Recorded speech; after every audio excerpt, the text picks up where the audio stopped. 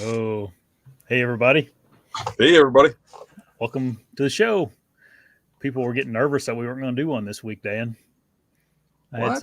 I had some messages and comments on other videos about why we're quitting. Oh, nope. Just me and the family went on a little mini vacation slash hog hunt and got back not in time to do a show on Thursday night. So we're doing one tonight. So a nice little start of your weekend show. What have you been up to, Dan, this week? I haven't talked to you. Mm, Not a lot. A lot of work. Did you get out and do any scouting? A little bit.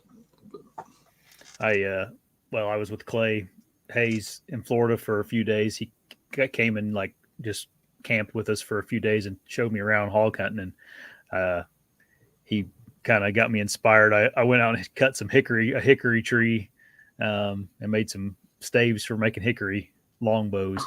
Nice. Yep, he had a hickory longbow that was real cool looking, and I'm like, I know I got hickory trees in my backyard, so cut a little one down for building bows. I've been working on that a little bit instead of being out. It's been raining all day here, so I didn't go scouting or anything. Just tinkered around with that stuff.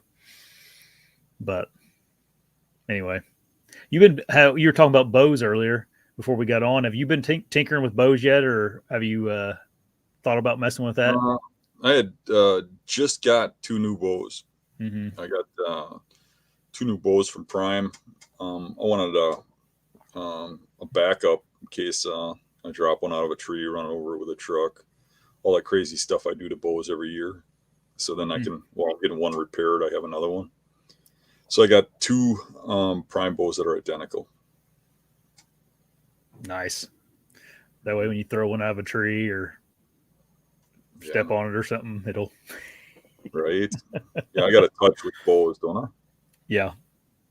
No, I got my. I think it's back here. I got mine in too. I didn't. I haven't messed with it yet. I need to start tinkering with that stuff, and I don't know. It just seems like March is here, and then it'll be July before you know it, and then September. It's best to start tinkering with that stuff now instead of waiting until whatever September to do it.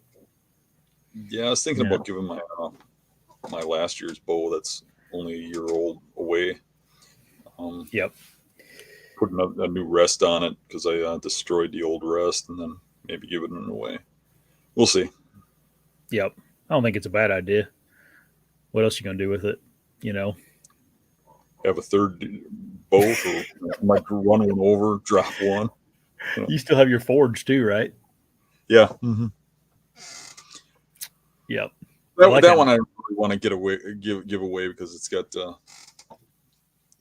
Yes. sentimental value. Oh yeah, yeah, yeah. That's the serial killer bow that was built for me by Steve, the owner of Forge. Yeah. That's a one of one, probably, isn't it? Yeah, it was custom built for me. Uh, People were asking last week, Dan, about that book you have behind your head. I don't know what it is. I couldn't tell. Oh, look, Uh, at a life oh, from there. a deer stand. Yeah. You Somebody sent me that. A fan sent me that. I haven't started reading it yet. I've been real busy.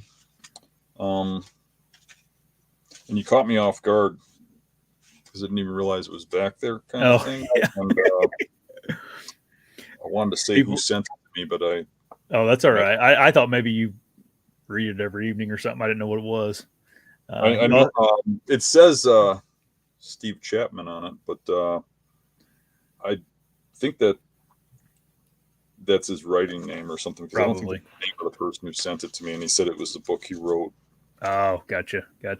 So yeah, I mean, most people that write have a writer's name kind of thing. Right, right. So Is your real name Dan Infalt?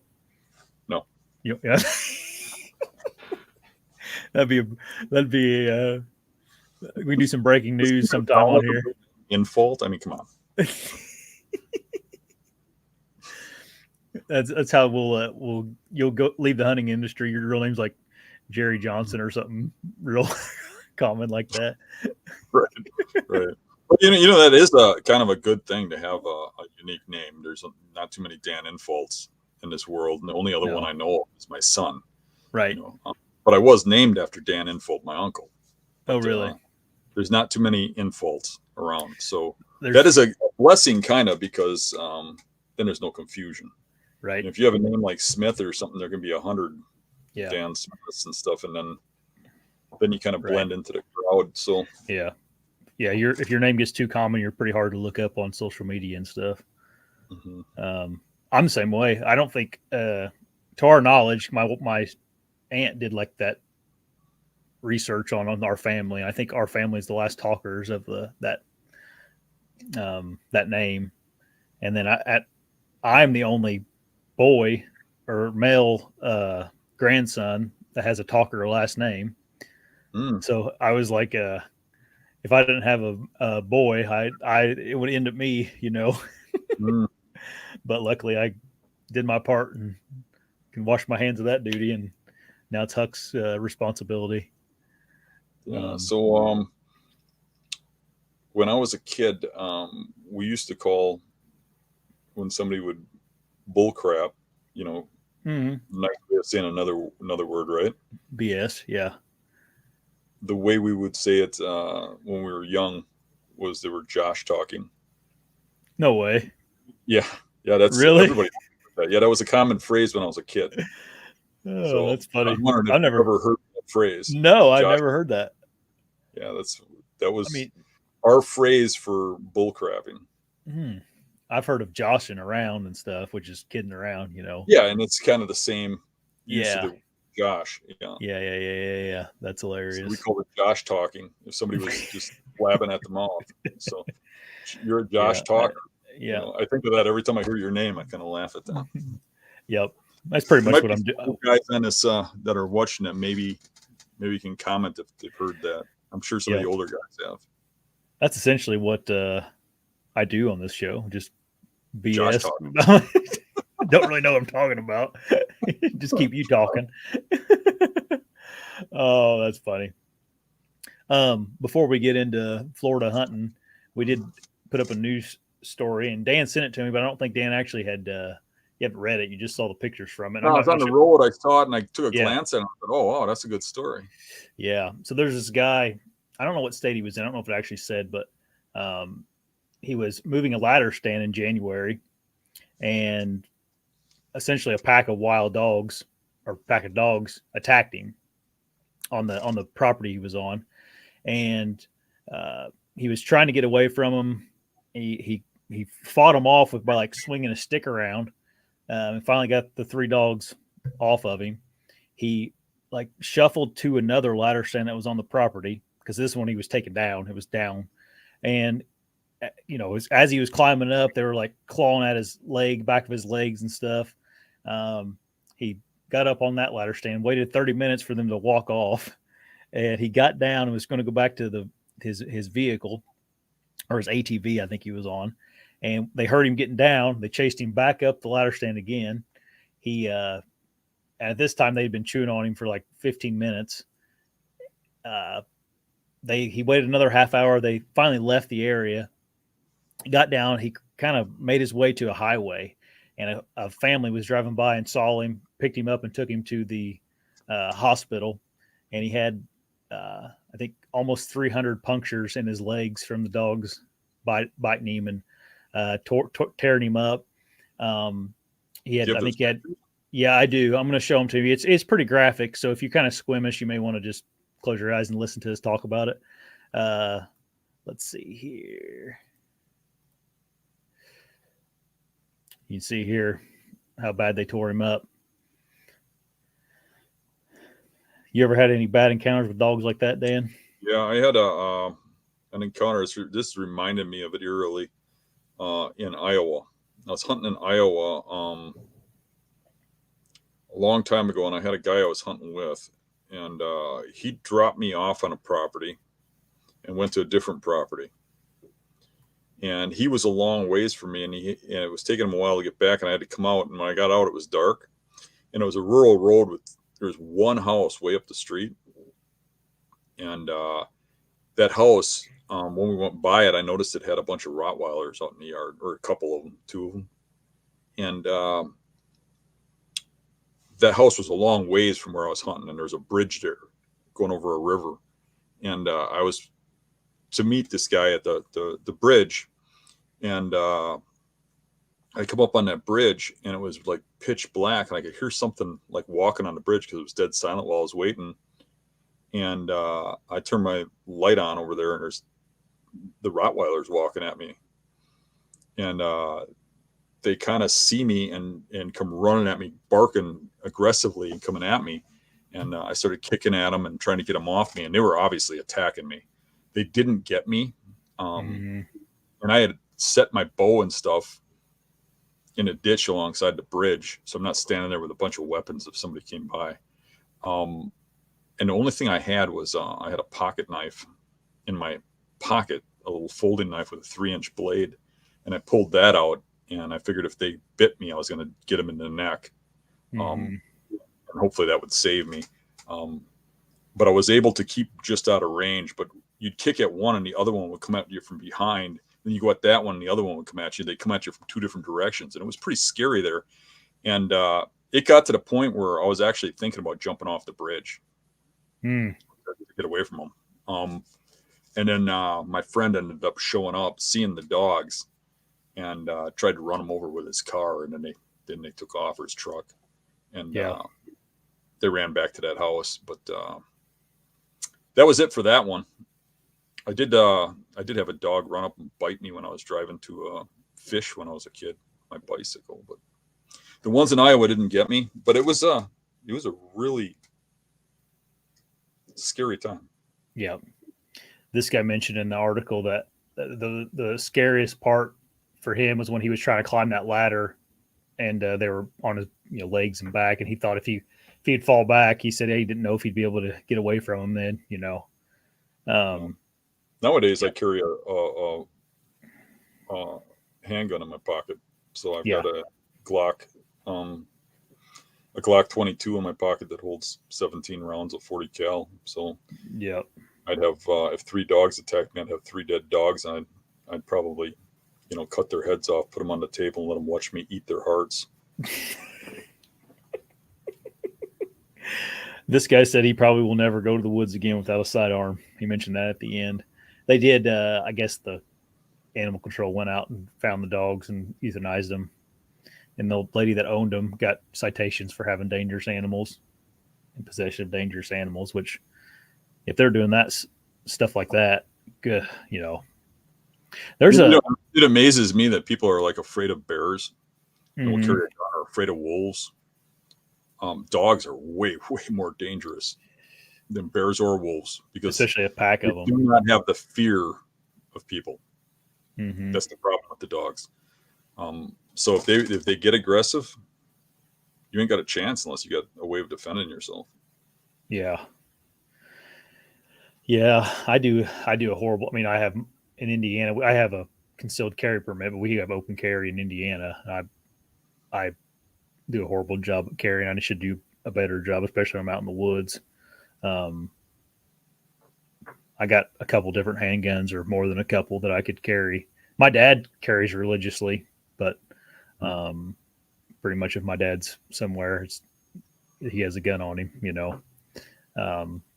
his point was always like, he said, I couldn't live with myself if I had a chance to stop someone from hurting us or whoever. And I didn't, because I didn't want to carry a gun around or something. So, well, my thing is I'm a man, and I think that's a thing that's going extinct nowadays.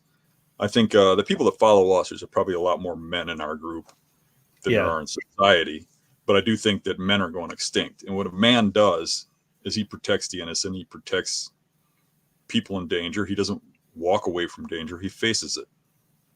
And we have a lot more guys in societies and fellas than men. And if a dangerous thing happens in front of me, I feel like I have to do something. Yeah. And if I have to run into a gun battle without a gun, I'll do that. But I would much rather have a gun. Yeah. So right. I do have a gun on me at all times, pretty much. Yep. I've gone in spurts where I've done well at carrying them, and then, just recently I've, for some reason, just haven't done as well. It always like scares me though. Like I have weird, not anxiety attacks, but like I'll be sitting in church, they can like, because you hear about churches getting shot up all the time, and like I'm the type of guy that like I'll play stuff out in my head, like what do I do if this happened, or I don't know if it's me not paying attention when I should be or something, but I'll like in my head, like, okay, if someone would come through that door, what would I do with Huck? What would I do with Maddie? And I play that crap constantly in church, oddly enough. Even so, I mean, even if you got a gun, I mean, that doesn't solve everything. Oh, And no. the last thing I want to do is have to use that thing. Oh, yeah.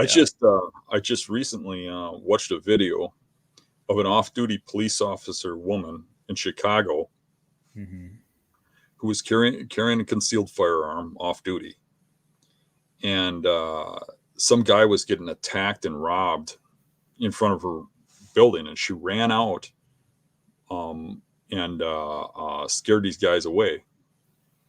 And she asked the guy that was getting attacked if he was okay, and he turned around and tried to grab her gun away from her and steal it.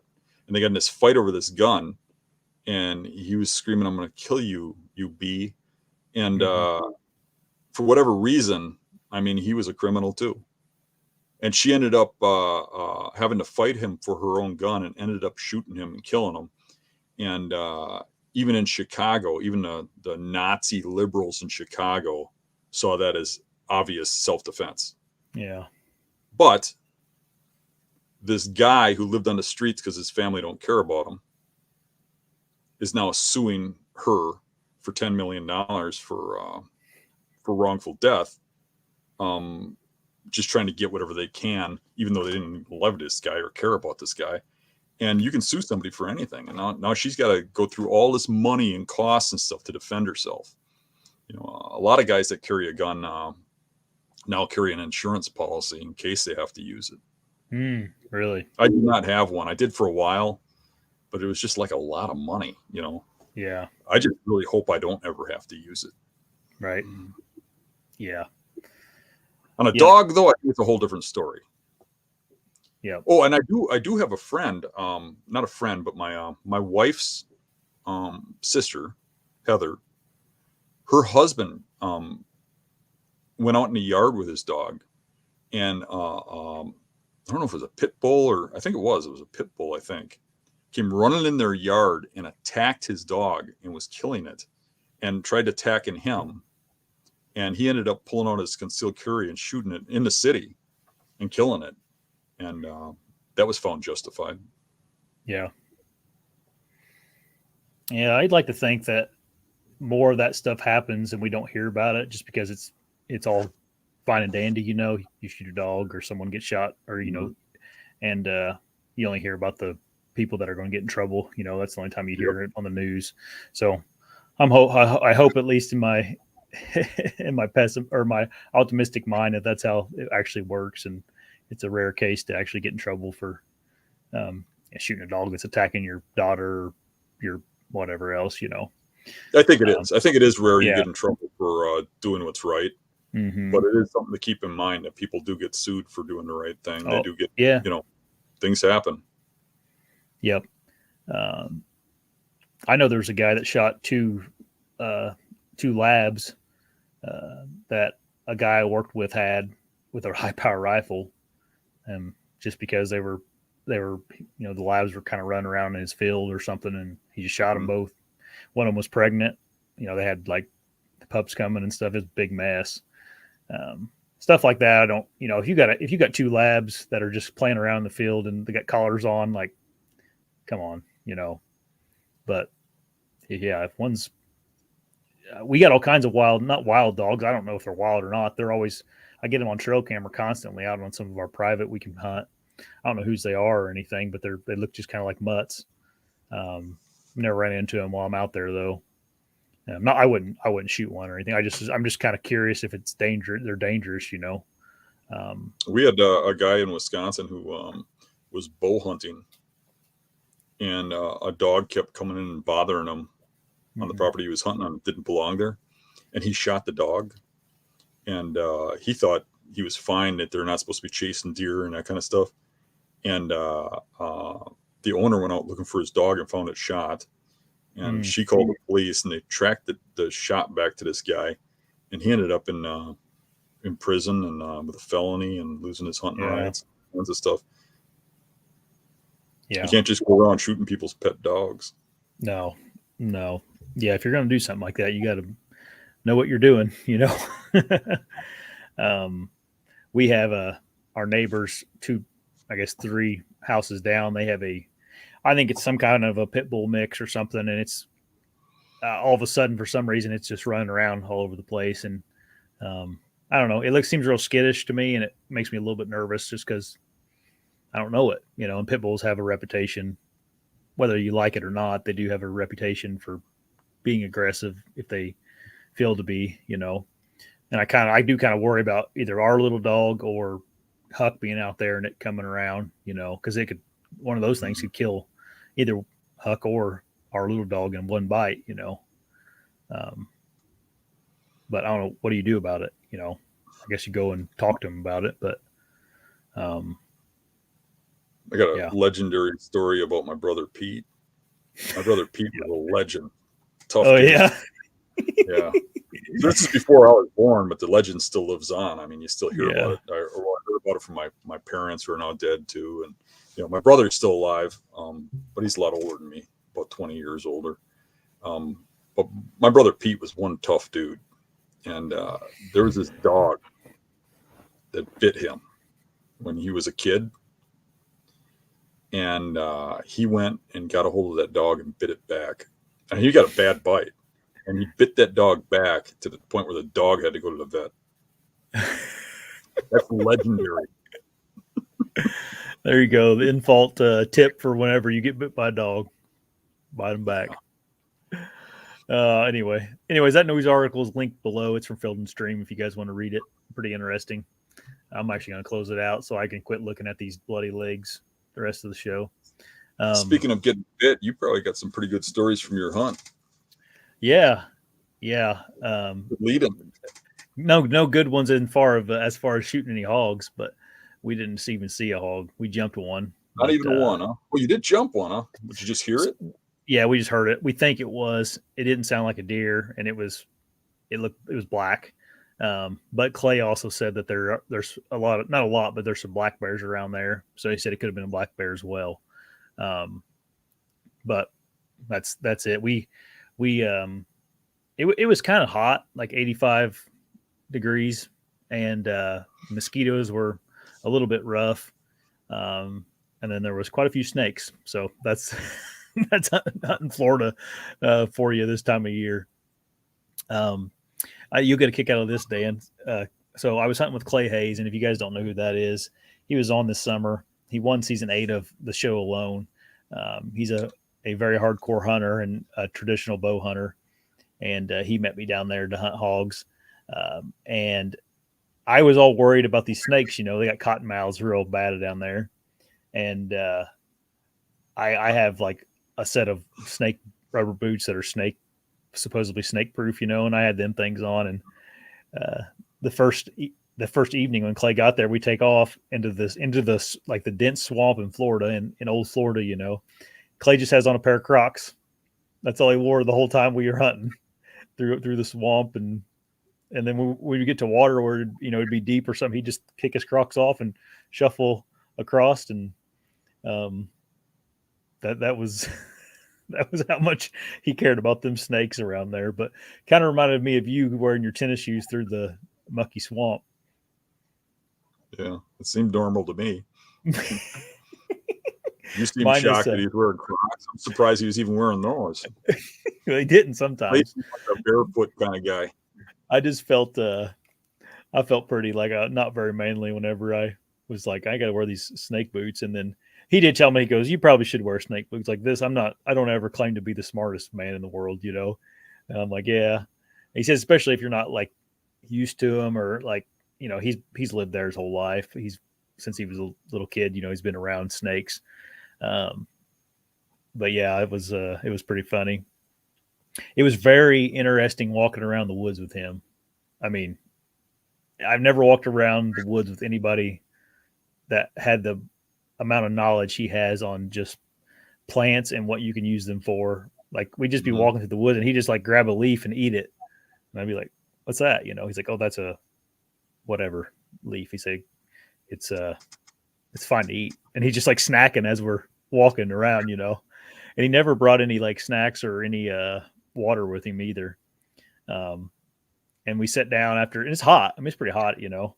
And we sat down after we'd walked around for a while, and I had a water bottle with me. And I was like, "You want some water?" He goes like, "No, I'm fine." You know, he's like, "I drank some at camp before I left." I said, "Okay." And we got to walking, and right after that, we got up and started walking. And he like walked over to a grapevine, and he like cut it in half with a like a And little, suck the water out. yeah, and sucked the water out of it. I was like, Clay, I got water here. You don't have to suck the water out of the grapevines. It's like you having alone flashbacks or something.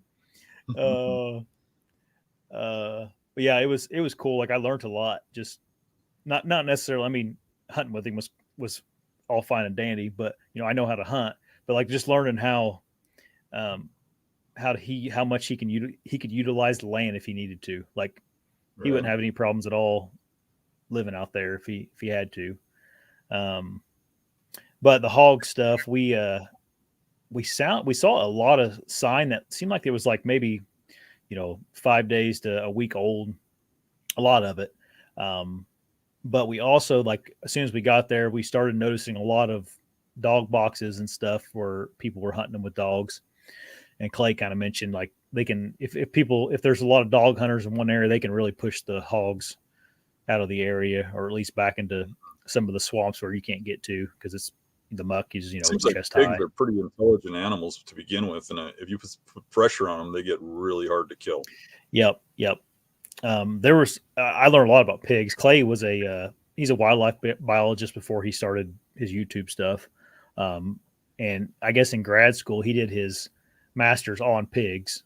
Some project he did where he collared a pig, and this pig lived on this particular guy's private property essentially, and they lived there because there was a old they had like dammed in an old like catfish pond, what they call them, catfish ponds down there, and those pigs had found that catfish pond, and they were coming in there and like digging up grubs and stuff every night, like clockwork. Well, this farmer or the landowner found out that those pigs were doing that, and they came in there with shotguns and just started blasting away at night on these hogs.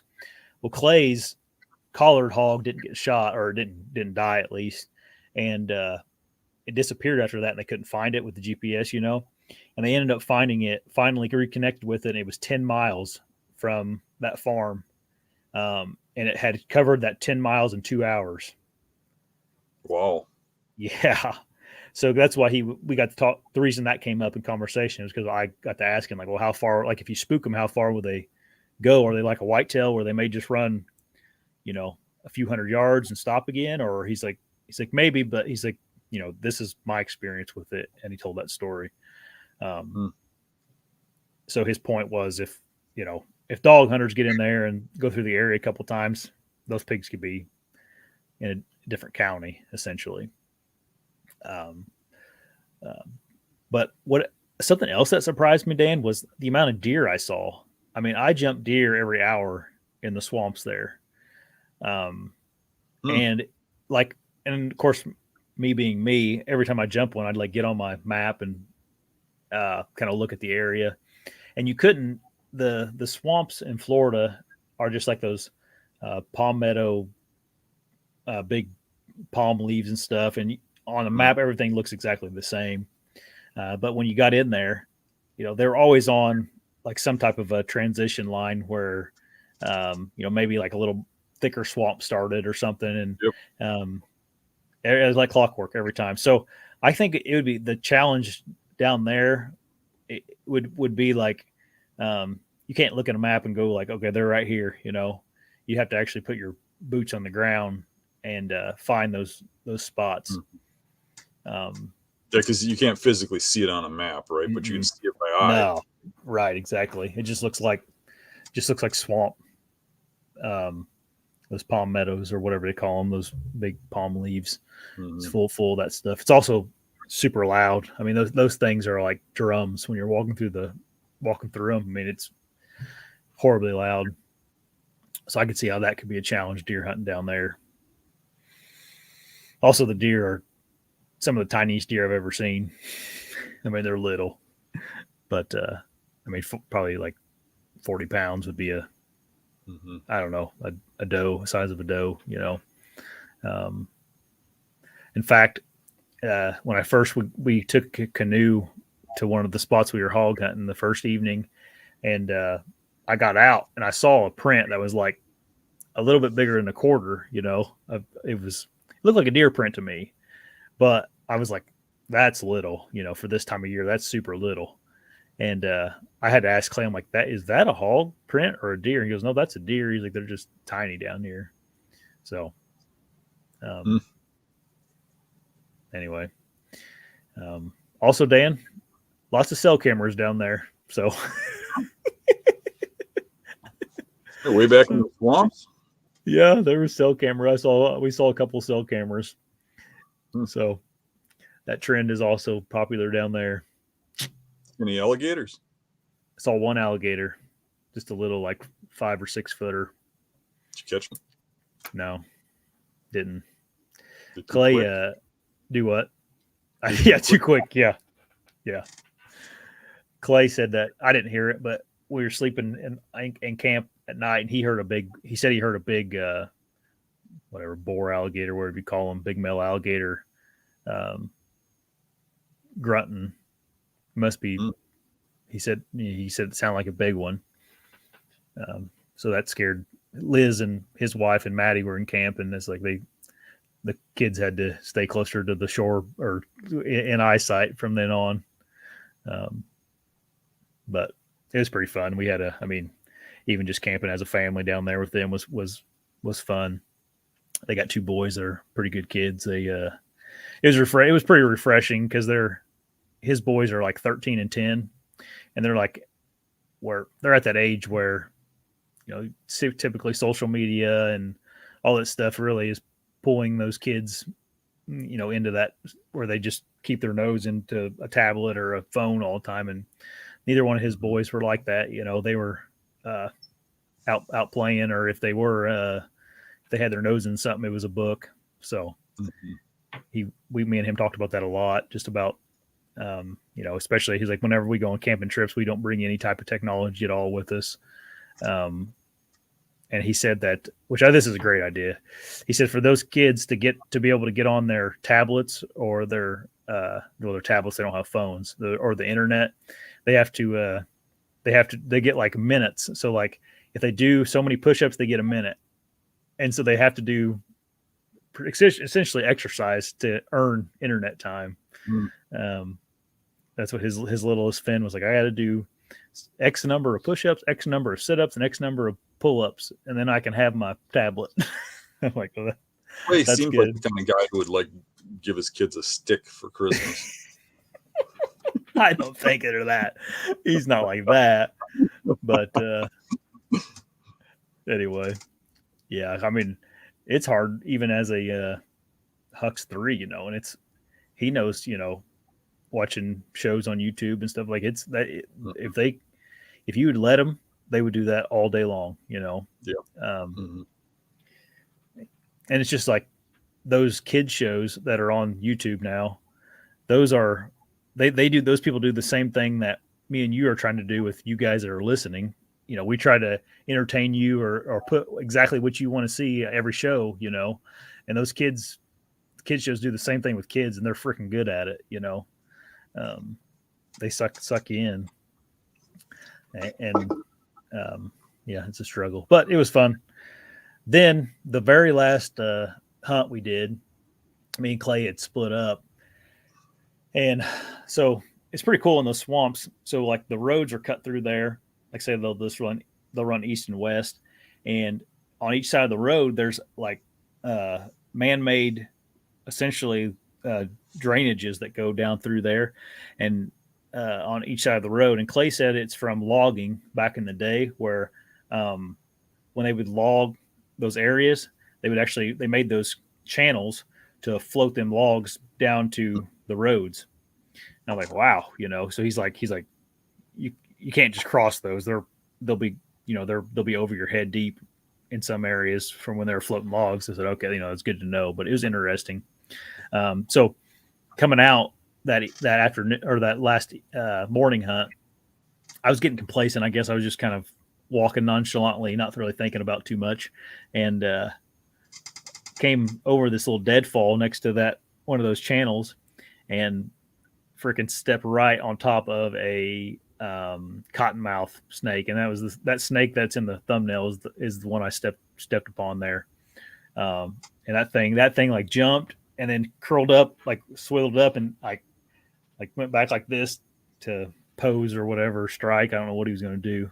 I didn't stick around long enough to let him make a move on me, but so I yeah, it kind of made my butthole pucker a little bit, honestly. uh yeah. Clay kind of acted like he's like, you don't really want to get bit by him, but you probably won't die. um I didn't really want to find out. I know they can. It's a probably part thing that's a little Yeah, questionable, right? yeah. I think he said he has a friend in South Florida, an older gentleman named Flip. I don't know. I can't remember his last name now, but he's actually pretty well known outdoorsman down there.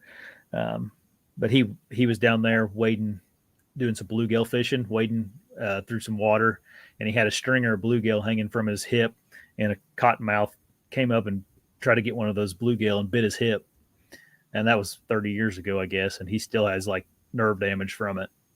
Hmm. Um, but do you guys have any poisonous snakes up in Wisconsin at all? We got timber rattlers. Really, in the hills? Yeah, that's about it. I've never even seen one ever. Yeah. We've got timber rattlesnakes and I can't remember the name of the other one. There's a protected one, Masogana rattler or something like that. I'm probably pronouncing that wrong, but because of the protected one, we can no longer hunt the timber ones. You used to be able to hunt for the timber ones, but Not me. I've never seen one. We do have northern water snakes, but they're not poisonous. Yeah. But they look bad. Yeah. They get pretty big and they get aggressive and they'll come after you. And they live out in the cattails and stuff in the water. And I've ran across a few of those. And they can actually get really aggressive where they come after you. And if they bite you, they do have teeth. And they'll rip you open. And they've got something in their saliva that's an anticoagulant that gets into your flesh. And then you just keep bleeding. But they won't kill you. Yeah. We have rattlesnakes in the hills, supposedly, like you said. I don't know anybody that's spent more time in there than me, and I've never came across one. But they're there. I mean, people take pictures of them from time to time. I got friends that run into rattlers all the time in the hills here, Mm-hmm. but they know where to look, and they go looking for them. Like they'll go, rocks and stuff like that. Yeah. But, I mean, looking for deer, I don't really run across them. Mm-mm. You will not find me looking for a snake anytime. You're talking about how they, you'll probably live if they bite you. Yeah. They'll probably die if they bite me. Yeah, I hear you. If the venom they suck out of my leg doesn't kill them, I will. Right. Yeah. They say that most of the time the first hit doesn't even inject poison. It's just to get you away. Really? Mm-hmm. Yeah, I was talking to Jason Samkoviak called me today, or I called him. He called me, and then I called him. But he lives down in Georgia now, and he got to talking. He did a bunch of studying on snakes, just because educating yourself on them probably a good idea if you live amongst them down there. Mm-hmm. And he said a lot of times those cottonmouths will just pose like that to scare you away. They're not actually going to bite you. So you step on them, they might. yeah, that's true. Gosh, man, I didn't see it until I stepped. It was. Well, you have boots on, right? Yeah, I had boots on. They got to get over your boot, but they can. Yeah, sure. This was a big one. I mean, I would say probably your average rubber boot, they're not biting through. I wouldn't think. These were snake-proof ones. Yeah, these were actually snake-proof ones. Supposed to be snake-proof boots that I had on. I bought them. I've had them for a number of years now. I bought them for hunting in Kentucky because when people I've never seen one down there. People say cottonmouths are pretty bad in Kentucky too, on the rivers and whatnot. But I don't know. Never. We saw 3 down there in Florida. They were really prevalent in Florida. So you saw more than just the one, huh? Yeah. Yep. Saw one walking on a road, and then saw one driving. We stopped at a parking spot. Now, I have never seen a snake walk or drive. That's a first for me. Right. You have a I way with worded words. that wrong. Yeah, I think they were all cottonmouths. Mm. So Finn shot him a squirrel. He shot some. They took a one morning. He went with his dad. His dad took a bow and he took his 22 and shot some squirrels for dinner one night. Clay's little boy, but that's the only success we had hunting. Anyways, if you guys have questions for us, we can we'll answer some tonight. Just put them in the comments. I think I forgot to say that earlier. And if you like what we're doing, make sure you hit the like button and give us a subscribe. Yeah, that's another thing. I guess Jason was telling me that we got to talk about rattlesnakes because there are rattlesnakes around there too. And he said that the rattlesnakes in the South have adapted to the hogs, I guess, because I guess hogs eat them. And there are a lot of them that they don't rattle anymore because they gives away their location to hogs, which I thought that was interesting. Like, wow, because me and him got to talk about different types of snakes, and I said, well, I think rattlers, right? You'll hear them before you see them most of the time. He goes, not down south. He said maybe up where you're at, but yep. Mark Burrell mentioned that wild hogs eat all the snakes, and I think that's pretty true. All right. I don't know, Dan. If we want to go hunt, if we want to go deer hunting in Florida, I think that was a pretty good area. All right, I'll keep that in mind. Did I lose audio, everybody, or is it back up now? You're fine. Okay. Someone commented that I lost audio. Might have been on your end, Global. All right, let's see here. I got to scroll back up at the top. We do have a couple of donations. Thanks, Matt. He's going to start a petition for Dan to keep growing his hair out. It's going pretty good right now. I haven't had a haircut in a long time. Yeah. Almost as long as since I washed it last. Oh, I was going to give everybody a heads up. Probably next week, we're going to do a just normal episode. But I have a friend, Scott Cronin from Kentucky. He's a teacher, and I believe he's some type of an ag teacher at a school down there. And they are putting on a youth program in April where they are actually going to like bring the kids in and teach them about hunting and fishing, like how to climb tree stands, how to shoot guns. They're going to do a whole spew of outdoor activities with the kids, and we're going to do some donations there. Where if you guys donate to the show that day on that show, we'll donate that to the Scott's program he's running. I may get Scott on just to explain it a little bit first thing on the show so people know what they're given to. But just thought I'd mention that so that if anybody wants to get on next week and give some money for that little program they got going on. I know it's expensive to buy ammo for the kids to shoot and food and everything else for them. All right. Richard Brewer asks, how do you hunt acorns when they're everywhere in early season? Down here in the South, we don't have any apple trees on public land.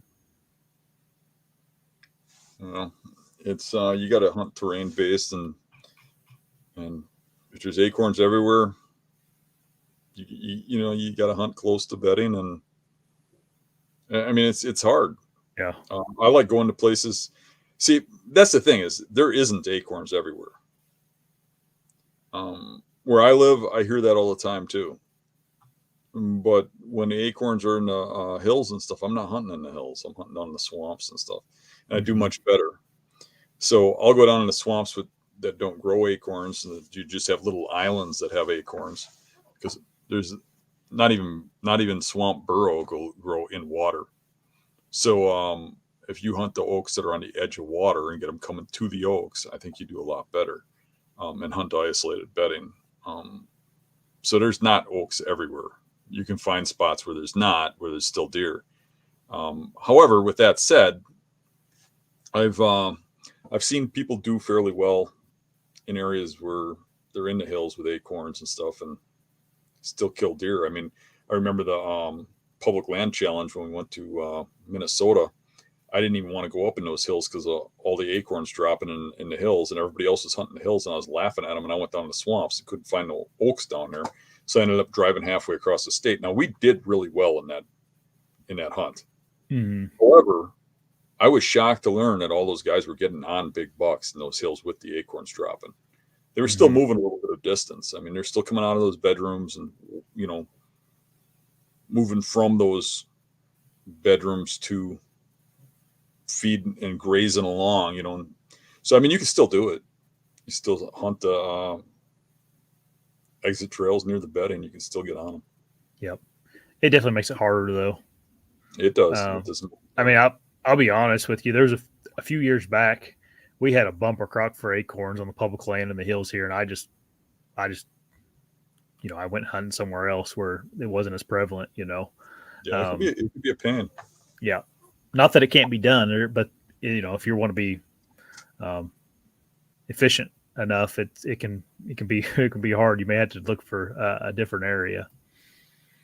But thanks, Richard, for the donation there. Here's a pretty interesting terrain feature we haven't talked about, I don't think. He says, how would you hunt thick boles? He goes on to describe his bowl he's talking about here, but you got any tips on hunting bowls, Dan? I'm trying to see what kind of bowl it is. Is it a bowl in hill country? Is it a bowl in swamp? It's in the hill country because he's talking about ridges on west and ridge on east. So it's a wooded bowl, right? Mm-hmm. But it's thick. Yeah, it's a hard nut to crack because your thermals are going to drop down in there, either morning or evening. They're going to drop down in there. Those deer are going to want to be down in that bowl. So what I'm going to try and do is get over the top, off to the side, have get a crosswind, and get to one certain edge or something. I'm going to have a way not to have my wind go down there. So most people, I think, are going to want to sit right on the edge of that bowl. And I think you might have to sit a little further back to get your thermal to drop the other way or something on the opposite side of the hill or something. All right. People are noticing that you shed your antler, Dan, on your hat. Yeah. We noticed that when I came on, just before we came on live. I was looking at the screen. I was like, my antler's missing. I can think of about, one of about 600 places it could be back in the swamp. Maybe if I dig through the cattails far enough.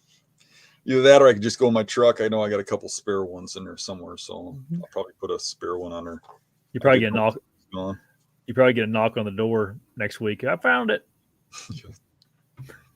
Yeah. That's funny. People ask about them pins a lot. That spot where I shot my that big target buck 2 Septembers ago. Mm-hmm. Yeah. And all those people said that they'd been hunting there for years, or they'd found that spot too, and all that. But I had to cut a hole through the buckthorn to even shoot out of that little bush. Mm-hmm. I went back there the other day and went to just to see if those beds are being used and stuff, and if people were still pounding on it. And the beds were used, but it was all small little rubs, from younger deer.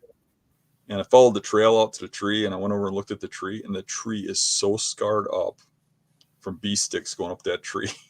Really? And there's fresh cut limbs and stuff. I just thought that was interesting that you'd like to hear that. That's one of the problems I have with showing everything on video. Yeah. That people will figure out where you're hunting, and you can't go back to those spots to kill more deer. And literally, most people who kill a lot of big bucks, a lot of them come from the same spots. Mm-hmm. So some of us that kill those big bucks don't have that option of going back if we're going to put that on film on public land.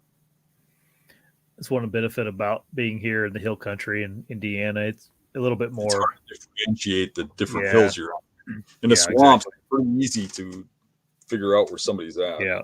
Well, you can just see, like, whenever you're filming, you can just see so much farther. Like, you can just see through, you may see some farmhouse that's in the background or something on accident, or, just things like that. You can pinpoint locations a little easier. I could even see where whoever hunted there this last fall dragged a deer out, because you can see the cattails pushed out going on. As a matter of fact, he trespassed. He dragged it right through the neighbor's property, across their corner. Yeah. Mm-hmm. Yeah. But would you, before you get to the question, but what do you think of guys that see that on video and then go hunt your spot? I would never do that. I mean, it's legal. They can do it. They can do it. It's legal. Yeah. I mean, I don't really have the a guys problem who with contact me try to justify it by like, well, I've been hunting there before, or yeah, sure. I was already looking at that spot. But I would never want to hunt at somebody else's spot or hunt where some other beast hunts, because if you do, you're going to have competition with that person, Yeah. But that's what I was going to say. I just move on, but it's just it always bothered me that people have that mentality that they would do that. Yeah. Well, I kind of think maybe it's a little bit of the wrong mentality too. Like, if someone's already hunting there, it's like it's going to be burnt out, more than likely. And do you have pride in the deer when you shoot it? Yeah. That's another good point. I mean, I think everybody that puts stuff on YouTube has mentioned it to me, like that they have they've seen that happen to them. Especially if you're hunting swamps and really defined areas. But it is what it is. If we don't want it to happen, we shouldn't do it. Right. I mean, I'm not complaining or anything. I was just explaining it, because I think a lot of people don't realize what goes on, and just getting people's feel for it. Yeah, I think it's. I mean, it is super. It's annoying, but it is what it is. It's kind of you kind of feel like the guy who and probably most people don't film, but they can probably relate to this. Think about the guy that you've taken hunting. I think we've all had this happen. You take a guy in and you take him to one of your spots to help him out. You get him a buck. Then you find out the guy's hunting there all the time. Mm-hmm. And then you find out not only that, but he's showing people the spot. Mm-hmm. Is that kind of equivalent, Yeah. Have you ever heard John Eberhart? I don't know. I know you haven't heard this before, but John Eberhart has a pretty funny story about when he was a kid. He had a guy that took him hunting a lot. I think his name was like Leroy or something, and he was like an alcoholic, like not a great mentor, but he said he took him. The guy would take him hunting in his spots, and one day John, I guess, went there without him, and when he got back out, Leroy was there and punched him in the head, punched him in the mouth, and knocked him down, and said, "Don't you ever come back to my spots without me again." I guess, yeah.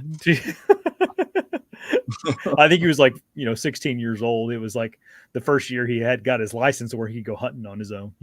Something tells me that's not the first time he's been punched. Oh, no. But it's a related. The only reason that mentioned me is some people were talking about John in the comments. But anyway, all right. Now let's go to the next question here. A True Hunter asked, Dan, do you ever hunt a spot where you don't know exactly where the beds are? Yeah, all the time.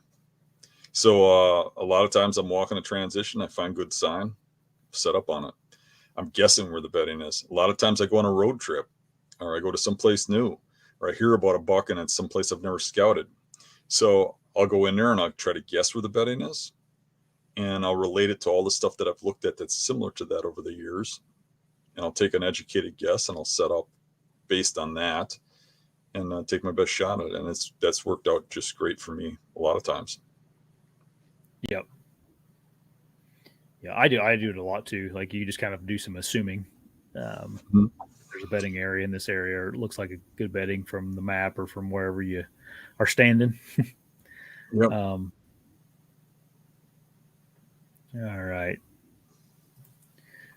Tyler asks, do you always give a buck the wind and try to kill him using the wind in his advantage, or do you ever just make sure your wind is blowing toward where you suspect he is bedding? Well, um, I would much rather have the wind in my face. I think there are scenarios, but for the most part, I don't think bucks leave bedding based on the wind. For the most part, I think they just get up and go to the direction they want to go. And I've killed bucks on every wind there is, wind to tail, crosswind, wind to nose. And I've had people tell me that bucks never walk, you know, um, wind to tail, or they never walk in a crosswind. They always walk wind to nose. And I'll say to them, every buck you've ever killed has come in wind to nose, and they'll say, yeah, I always set up that way, of course. And well, if they always set up that way, okay. But I don't see that, but I think a lot of people think that way. Now, what I have seen is a tendency in the mornings for them to circle downwind and come in, to a bedding area, wind and nose, and scent check that bedding area before they enter it. And then watch your back trail. And I think a lot of that has to do more with, predators tracking them to their bedding, and they want to watch that back trail and have wind to their back. Mm-hmm. So I think they come into bedding, kind of from an obscure way and come in with the wind. But when they leave, they don't usually use the wind. So I really just worry about having the wind in my face. Now, there's a lot of scenarios like when we talk about just off winds, like in hill country, where they bed on the ends of points because of the wind blowing on the point. And if the food is to the top and they're always going uphill, well, they're always going into the wind then, because Mm-hmm. they're going in the direction uphill and you have to set up there on the top of that point. Well, in those cases, I'm setting up with the just off wind blowing down the valley. I'm trying to get to the valley side so it sucks down in the middle of the ravine or something, and Right. being able to shoot to the top. And that's when you're playing the wind a little more, is in those scenarios where you have maybe a wind and a thermal you got to play with and stuff. But I really don't think that they move from bedding, in specific relation to the wind.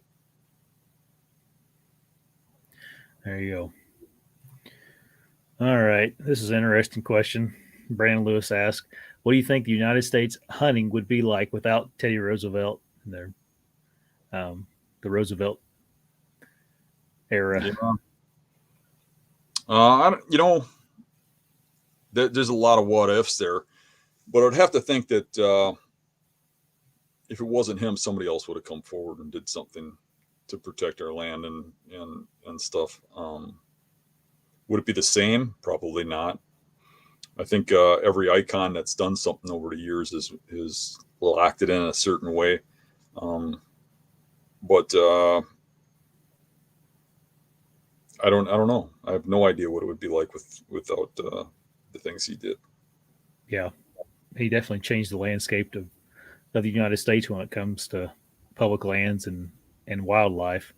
Um, I'd yeah. like to go further. I wish we could find a way to get people organized enough to go after the legislators to make public land always public. So Yeah. once public, always public. I really wanted to start an organization to do that. I just don't have the time to start another business, and I'm just Yeah. getting too old for that crap. I wish somebody else would, and I would support it fully. But somebody should do that and really work with legislators and stuff to get that through. I tried a little bit. I emailed and called legislators and stuff, and they're all like, "No, we want the ability to sell public land. We want to be able to sell it if it's in a bad situation." And blah, blah, blah. I mean, you could put clauses in it. The trouble with clauses is when there's a clause, they'll find a way to use it for something totally they shouldn't. But like a landlocked clause or something like that, But I see them selling properties like crazy, and then using the money to do stuff like make trails to walk through other properties and stuff. And I mean, the new biologist we have in Jefferson County, Wisconsin, just drives me nuts. I mean, he's out taking bedding areas at deer bedding and leveling them and building ponds, and then selling properties and saying, well, nobody used that property. And everybody I know hunted there. It's Yeah. like, it's crazy, and there's no surveys, there's no working with the people. So, Teddy did a lot, but there's a lot more we could do. Yeah. And I'm sure we've slowly fallen to the wayside over the years too, like everything else. Man, me and my wife were driving. We went and cut some wood yesterday, and we were driving back, and just the amount of this isn't on public land, none of it was, but I mean, down this one road, we probably saw 6 different wood lots that the farmers were working on shoving them in and burning them. Just like it almost like it's one of the saddest things for me. Like I don't know why it gets me so like aggravated, but it's just I'm like, why do we have to push in this fence row? Like, is it really worth? Right here, I see that here all the time. These farmers will try to get every inch of land they can, Yeah, to get another 3 corn rows up or something, and they'll push down fence rows. They'll cut down all the trees to get a little more sun to the edges. And that's another thing is it'd be nice to be able to do something where we could set aside a certain percentage of farmland. Like if you're going to want to farm, the percentage stays natural. Right. And I think there are some programs like that. I know the farmer that has the property I hunt, he had it in that CRP program, the set aside program.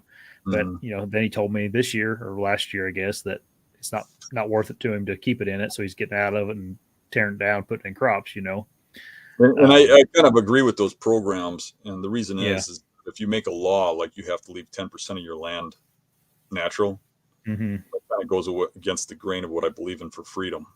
Yeah, but they're paying you for it. Exactly. If there's a program and they're paying you and it's a choice, but it's a choice you'd want to make based on the program, I think that's a better route to go. Yeah. But if we never sold public land, there'd be a lot of people willing to chip in to buy more land.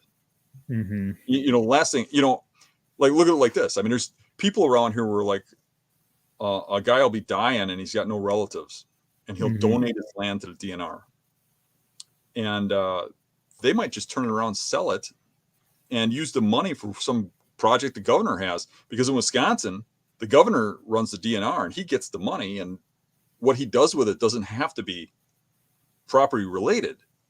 So I would like to see that land protected. And then if it was protected, a guy could go out and chip in money to buy property or do a fundraiser to put money towards buying property. And that property would stay public. You know what I mean? But when you don't know if it's going to stay public, why would you want to be involved in that? I mean, the biggest swamp we got around here is the Jefferson Marsh, and that's like 3 miles across. And the guy who owned that, I believe it was called Muck Farms, he sold that for under $4 million, where that property was worth way more than that, because that's all the DNR could afford to make that, to leave it public kind of thing, right? Yeah. But or to make it public so that the public could enjoy it, because the guy wanted to do that. Now, how do you think that guy would feel after taking that big loss if they turn around and they start selling chunks of that? Yeah, right. Feel like he's getting screwed over. Right. Once public, always public. Yep. If you guys want to learn more about some of the stuff Theodore Roosevelt and kind of how the North American wildlife in America came about, if you watch, it's called Stars in the Skies on Netflix. It goes over all of it in pretty good detail. I think it's something Steve Rinella put together, but it's like a 1.5 hour long documentary about it. It's pretty good. All right. Hey, Hunter is asking you, Dan. He watched Dave's last buck. How far did the did you track that deer, and did you have the antler scored? We tracked that deer. I want to say from where he shot it, it went about 300 yards, maybe slightly more than that, maybe not. From where we saw the blood going into the woods in that video, where we noticed it was liver blood and found the blood. Mm-hmm. As soon as I knew it was liver blood and backed off, it was about 200 yards from there. And it was, it went up on a ridge, did a J hook, and was watching its back trail. So if we would have pushed it, it would have been right. Not good. Gone forever. Did you get it scored? You probably didn't, did you? No, we didn't. I have to think it was pushing close to 170. Yeah. I probably didn't net it, but it might have. I do have the buck in my possession now. So at some point they'll have it at my shop whenever it gets done.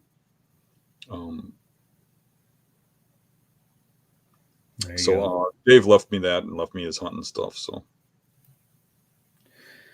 All right. Matt asks, and this is probably going to be for you, Dan. Do you worry about thermals as much when you have the snow on the ground below 32 degrees Fahrenheit weather? Does it have the same effect? Yeah, I don't think it does. It doesn't really heat up the ground if the ground is snow covered. I don't think so. You have any background on that in your hills? I mean, we just don't get snow. That's why I was saying it was for you. I don't hunt in the snow very often. If the snow is completely covering the ground, I don't think you get much for thermals. Yeah, I wouldn't think so either. You get some, but I don't think it's nothing. I think it's barely anything with the snow on the ground, because I think it just reflects the sun, and the snow is holding cold. Yeah, it's a part of the thermal effect is the ground warming up. Matt asks, "What's our go-to snack for long sits?" I don't typically take many snacks. I'll suck on a vine. I don't know. I like trail mix and stuff like that. That's my go-to snack usually, and a 5-hour energy drink. I usually don't take any snacks with me. If it's going to be a long all day thing, I might take a bottle of water. Yeah, I used to take hard candy with me because it would keep me awake, but now I've been trying to stay away from sugary things. Right. All right. Modern Mission Bow Hunter asked me, what's one or two reasons why you think your deer season went so well this year, especially on out-of-state hunts? I think probably the biggest thing for me this year, especially out-of-state hunts, is I did a really good job of getting my eyes on deer. Mm-hmm. I saw every single deer I shot this year. I saw the day before I made a move on him and killed him. And also, something else that I think I do a pretty good job at is I don't go into an area full throttle and get up in a tree. Like especially like in Ohio this year, after I saw that buck and it went into that clear cut, I sat there for probably an hour and a half deciphering in my head where I thought that deer would come back out and what tree I needed to be on, thought about the time of day it was and what the thermals were going to do as the time went on, and picked out that perfect tree that got me in position. Or if you don't sit there and think things all the way through, you may set up in the wrong tree. I did that really well too this year. It's in Nebraska. It was 90 degrees whenever I left the truck at 1:00 to go set to get in my stand, and it was only like a 500-yard walk, and I got into that little finger and I just sat there and like examining what was going on in there.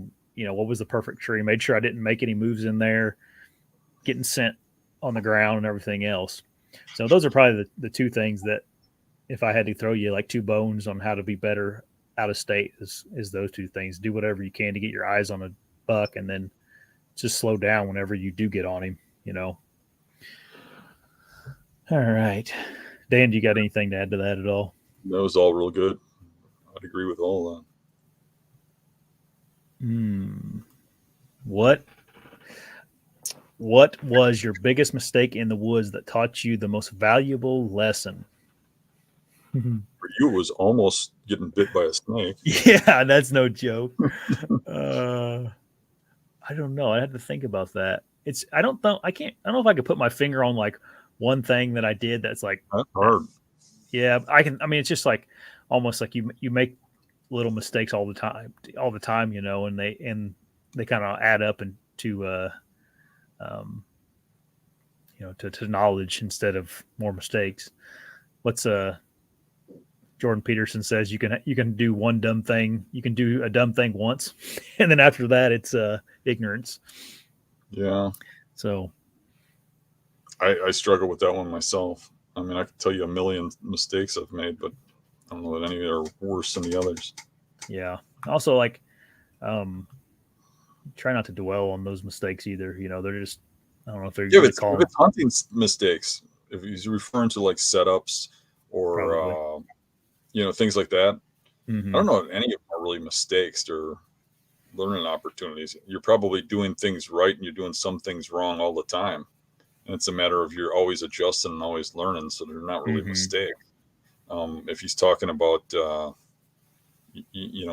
swimming naked in alligator fested waters at night and with a stake taped to your back, well, that's different. That is a mistake. Right. But Right. I don't know. It's hard to really put a finger on that. Yeah. I mean, I think me and you both probably make mistakes every time we set up. It's like most of the time it doesn't work. Most of the time you don't kill one. Right. I was actually thinking about that when you were talking about your hunts. In my mind, I was thinking about how you got to do everything right for that to work out. Oh man, yeah. And we were talking about thinking about everything you got to do to go up on that hill. Well, that's what I do too. Mm-hmm. And I think that's where a lot of people don't do that. Mm-hmm. If he's looking for a good mistake tip, don't rush in and just run over to that tree and jump up it. Mm-hmm. You got some time. I mean, if you think that deer ain't coming back till afternoon, you went to bed or something, think about it. Look at it. What's the wind going to do? What's the thermals going to do? How can I get over there? Which way is that deer going to come? Am I going to cross his trail? Where do I got to go? How can I get in there least disturbance? What access route am I going to take to get there? Which tree am I going to go into? And then you're going to have to reevaluate that when you get halfway, because that tree ain't going to look the same when you get halfway there. Yep. You have to reevaluate. Okay, all that all over again. And, I might choose a tree 5 times before I get to the tree. Oh, yeah. 5 different tree 5 different times of what I thought I was going to be in, because as you're getting there, you're seeing things from a different point of view, a different landscape, a different angle, and you got to constantly be calculating and stuff too. To hunt mobile is not easy. There's nothing simple about it. It's constantly adjusting and learning and really calculating what you do. Yep. Yeah, and this isn't me like bragging or anything, but like I probably set less this year than I had in the last several years. Just because in Nebraska I only set once, and then Indiana I killed my buck on the 9th. And I had like Michigan and stuff. We did those hunts, but like I didn't get a chance to like really pound out the hunts in Indiana like I usually do. And I can even doing that and like slowing down. There was probably a couple times this year where I got up in a tree and I sat there for 30 minutes. And I'm like, this sucks. This isn't right at all. And I got down and moved, Mm-hmm. So even whenever you do sit there and think about it, you still like, this is dumb. Why am I in this tree? When if I look back about 20 years ago, I can remember I used to get in trees an awful lot and say, I'm in the wrong tree. I need to move over there and think about it a little bit and think about if I have time, and scramble down and reset up, take everything back down, move over 20 yards and set up in a different tree. And that used to happen on a regular basis. And at this point now, that doesn't happen very often because I'm really taking my time about going in there and thinking about it. But that said, if I get in the wrong tree, I am getting down and I'm moving. Yep. Bill asked if we were going to invite anybody on a public land hunt this coming year. Yeah, we're struggling where we're going to go and how we're going to do it, but we are going to do it just because of the hunt schedule we have this year. We're trying to decide, late, early, how to do it, but we're going to do it. Adam asked, do you notice major shifts in deer pattern and bedding right after the leaf foliage falls? Seems like the woods goes dead to him. There is shifts in patterns constantly, and things like that change constantly. So yeah, absolutely. I notice a pattern when the leaves drop? I don't necessarily see it go dead, where I see less movement, because I shift to where the action is. Deer are always moving. You need to go to them. It's like the guys who tell me that they never hunt until pre-rut their best spots, because if they hunt them earlier, they'll blow them. Or you think, what's your best spots? Because I've got best spots early season, I got best spots late season, because there's time periods when deer are in different areas. And that's what you got to figure out. If you're seeing the woods go dead, it's not going dead. Those deer are just going someplace with cover. You're probably in an area that loses its cover. All those leaves come down. Those deer don't want to walk through there in broad daylight in the sun. They'll get shot doing that, or they'll feel naked. They don't want to walk out in the open. So you got to go to where they're at. So they're still there. They're still active. You just got to figure out where they move to at that time frame. Yep. Guys, I skipped a few questions just because some of them we answered like real recently. So if I didn't get to you, you may just go back to the clips. I usually put clips up of the answers there on the show on the channel. Lewis L asks, when traveling out of state, have you guys had negative run-ins with locals? He's just asking if we have anything. Yeah, I mean, I've had people that give me a hard time or don't like me in areas, but for every one I have of those, I have 10 guys that want to run over and say hi. So yeah, I mean, you run into the negatives and stuff, and I think the big thing is when you park in rural parking lots that are hidden with out-of-state plates, sometimes you get issues. I haven't had too many, but I've heard of people getting their tires slashed or windows smashed out and things like that. Yeah. One thing you can do is you can put a camera on your vehicle. It's a little bit of a pain in the ass, but if you put a camera watching it that's hidden, at least you have evidence if somebody does do something, you have a license plate or something. Yeah. I haven't had anything real bad happen. I've heard of people getting like notes put on their vehicle, threatening them and stuff. But knock on wood, I've never had too many bad issues. I mean, there's definitely people that like are annoyed you're there, but they're not causing trouble per se. Essentially, you try to be friendly to someone else in the parking lot, and they kind of just ignore you or give you the cold I think the shoulder. biggest things I have is I'll have people that will purposely drive an ATV under land borders or a lawnmower, something like that, or go out and just start target practicing for hours while you're out there, real close to where you're at. Or they'll take their dogs for a walk right past you. Things like that. That kind of annoyance. Yep. All right. Tommy Wells asked, if you're going in blind on a hunt and walk into an unexpected prime buck bedding area, do you hunt it that day or come back later in the season? If you didn't bump anything, I'd definitely hunt it that day if everything's set up right, wet it, the wind and all that. Yeah, I mean, if I walked right through the beds, I think I'd probably take note and not come back. But if I walked through the beds, I heard something run off or something, or I thought something was there that I probably spooked out of there, I might hunt it that day. Yeah. But I certainly wouldn't come back in a couple days or something. It would be quite a while. Yeah, I guess I kind of was thinking wrong after I reread the question, I guess if you walk through the bedding area, I don't know. That's a rough go about it. You usually want to find really good sign coming in and out of a bedding area, not hop in the bedding area. Um, that happens a lot though. I mean, I jumped a great big buck going back in the hills this year that I didn't expect to be there. So That's different though. You jump the buck. I mean, if you yeah, just walk through a bedding area, if there's nothing there to begin with, I don't think that I'd take note of it, but I don't think I yeah, would act on it. yeah. Daniel, he must be a big guy. He asked if you are thinking about coming out with a heavier rated stand.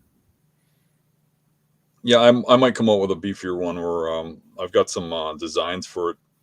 I've got so much stuff in the works, it's hard, but I do have a design for a big beefy or stand. But it would be pretty hard for me to put a rating over 300 pounds on it just because of the way the industry works.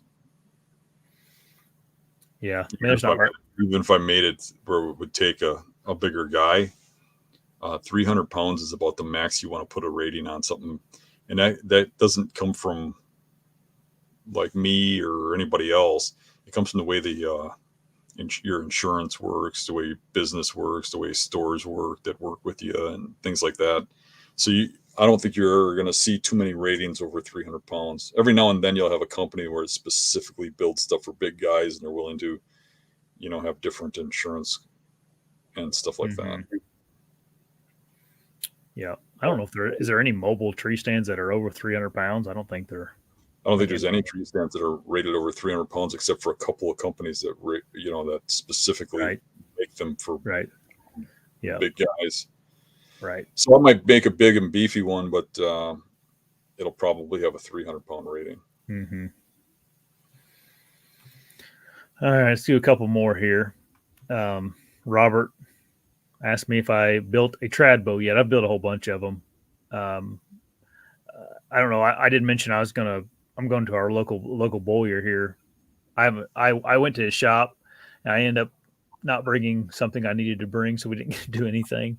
But I got what I needed now. So I'm supposed to, he's going to get a hold of me next week and we're going to give that a go again. I'm filming this one on. I got a cool video of my son James made a crossbow. I'm gonna put that at the end of a video sometime. Oh, really? Yeah, that is funny. Cool. When he was a kid. Yeah. Yeah. He pretty much taped a bow to the end of a stick and taped a release on the stick, and like a recurve bow. Yeah. And he taped a release on it, and he pulled a bowl back on the stick or a 2x4, I think it actually was, into the release, and he put an arrow on it and he'd shoot it like a crossbow. That's funny. I got some video of that. It's old, but it's funny. Sorry. Didn't mean to ruin your... No, you're good. You're good. Adam asked, do you guys deal with landowners using adjacent public land as their ATV use, blind stands, etc., territorial confrontational harassment? We have that horrible here in Indiana where landowners will cut four-wheeler paths in the hills from the backside or something. It's super frustrating because you walk these 2 miles through these hills and you get back there and someone's cut an ATV trail in there and put up a bunch of ladder stands and stuff. And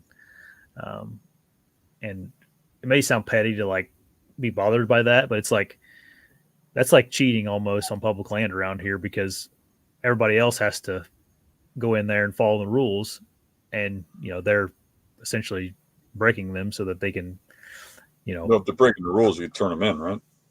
Yeah, and it's kind of funny this came up because the conservation officer around here reached out to me and wanted me to start sending him pins of those ATV trails. I guess it must be getting to be a pretty big problem because they're reaching out to. I don't know if they know that I, hunt a lot of public land or something. They probably do know that. And they just asked me to, if I could, if I see anything, to let them know if I want to. They said, kind of thing. So we got problems like that around here too. We've got like just one area where I hunt, where a landowner who is like the head of the Farmers Association in the county, so he thinks he's a big shot. Owns a section of land surrounded by public land. And a few years back, quite a few, like 10 years back, I was hunting on the edge of his property, probably about, not even his property, his neighbor's property, but off the edge of it by about 30 or 40 yards, hunting some deer that were coming out of his property through some swamp and stuff. And he was hunting the other side of that swamp and saw me in the tree and knew it was me by my truck in the parking lot or something. It just went nuts on me online, following all my posts and stuff, saying that I was unethical, I was hunting too close to his land border and stuff. And the same guy has stands all along the fence line, and I called him out and I said, "You hunt the land border?" And he says, "It's my property." And I said, "Well, the public land's my property." And he did not like that. He had a fit. I mean, it was a pain in the ass. And I finally just said, "You know what? I'm going to take the high road," because he's a neighbor and stuff. So I said, "I won't hunt over there." So I quit hunting over there. Well, then he goes off on me again because he finds out that I hunted an island that's a quarter mile from his property, because apparently he owns the islands too. So then I just drew the line there and said, "Well, F you, and you can do whatever you want. I'm going to hunt the public land. I mean, you don't own the public land, So, I mean, I've heard that story from other people too. I know the Barber boys had a run-in with the guy, turkey hunting, and, everybody seems to have problems with these certain individuals around here that think that because they own a little property or something, that everything around them you don't have any right to be on. Yep. All right, let's do one more, guys, and then we'll get off here. We've been on here for about an hour and a half. Do you guys have any other cool hobbies besides hunting? Sometimes when I'm not hunting, I think about hunting. That's about how I am too. I like machining. I like inventing things. I like, mostly hunting things, but I do work as a R&D guy, and I probably don't need to do that anymore, but I like doing it. Yeah. So I show up every day for some reason and make things. Yep. I like to tinker around I got a woodworking shop in my barn. I like to tinker around in that sometimes. Just make random things for the wife or for deer hunting. Yeah, for deer hunting. We used to build old wooden tree stands, and I don't know. I kind of do that stuff. I like to make bows. I made a bunch of bows. So I'll tell you what, you get to the point where both of us are at, and pretty much our whole lives revolve around hunting. Mm-hmm. And the only time it's not is because somebody's telling you that the world doesn't revolve around hunting, man. You need to do this too. It's the only reason we're doing something else too is because we feel guilty, because we're made to feel guilty about it. Yeah. But really, I used to love fishing, and I just, fishing is scouting time. It's this time. It's that time. I'm doing shows, doing this. So, I mean, my whole life revolves around deer hunting. Yeah. I guess my hobby outside of deer hunting would be bear hunting. Yeah. There you go. That's a hobby, man. Oh, yeah. I used to do all kinds of stuff when I was younger, and didn't have as much responsibility and all that. I mean, we used to do, all kinds of different hunting, whether it be coons or squirrels or rabbits and this or that and fished. But he's kind of, some of that stuff slowly gets deleted out of your repertoire because of time and the amount of time you spend deer hunting. So anyway, all right, everybody. Thanks for getting on tonight. Hope everybody has a great weekend, and we will see you next week. See you guys. Bye.